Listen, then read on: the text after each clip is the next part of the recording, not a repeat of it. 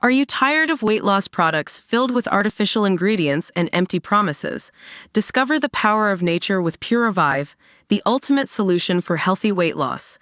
Check out the link in the video description now to start your journey with Pure Revive. Standing shoulder to shoulder with 7 presidents, 3 kings, a Grand Duke and almost too many prime ministers to count, Prince William yesterday undertook his most high-profile role on the international stage yet. The circumstances were not ideal. Deputizing for his father, who had been advised to miss the International D-Day commemorations at Omaha Beach due to his ongoing cancer treatment. But a proud King Charles was, I am told, delighted that the Prince of Wales attended to represent the nation. As for William, an aide adds, he has a strong sense of wanting to support his father, both at home and overseas. And so the heir to the throne, who has been a regular feature of many such an occasion but never the focus, represented king and country alongside 24 world leaders ranging from President Joe Biden of the United States. The pair met in 2022 and William greeted Mr. Biden warmly with a handshake and a hand resting on his arm. President Emmanuel Macron of France, President Volodymyr Zelensky of Ukraine and King Willem-Alexander of the Netherlands.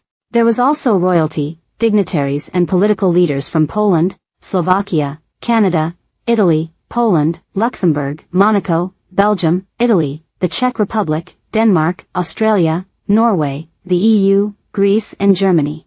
In royal terms, as in politics, optics are everything, and it was lost on no one, doubtless including William, that this was a glimpse into his future, hopefully one that is still many years away, but his future nonetheless. He was by terms dignified and regal but also warm and friendly, laying a wreath with solemnity but greeting the veterans he encountered with an air of approachable camaraderie. With the once blood-stained beaches of Saint-Laurent-sur-Mer, codenamed Omaha for the purposes of the D-Day landings, stretching out in front of him, William's arrival prompted loud applause and a smattering of excited squeals from the audience. Only President Zelensky prompted an even more enthusiastic welcome. He was greeted warmly by President Macron of France and his wife, Brigitte, before only slightly self-consciously walking down a long red carpet flanked on either side by French uniformed guards before taking his Perspex VIP seat at the side of the central stage for the lengthy public ceremony. By contrast, his engagement in the morning at Juno Beach, where he was the VIP guest at the official Canadian commemorations, was more relaxed and hands-on.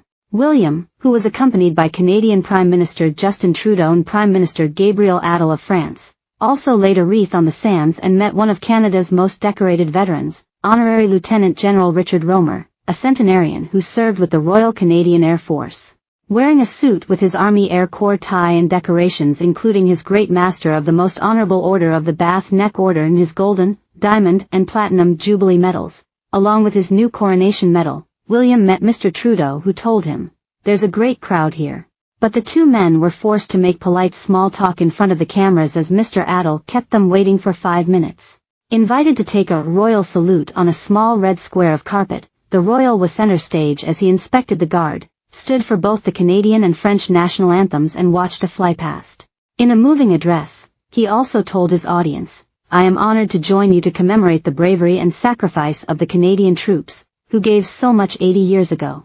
Far from home they stormed these very sand dunes behind me, shoulder to shoulder with thousands of British troops.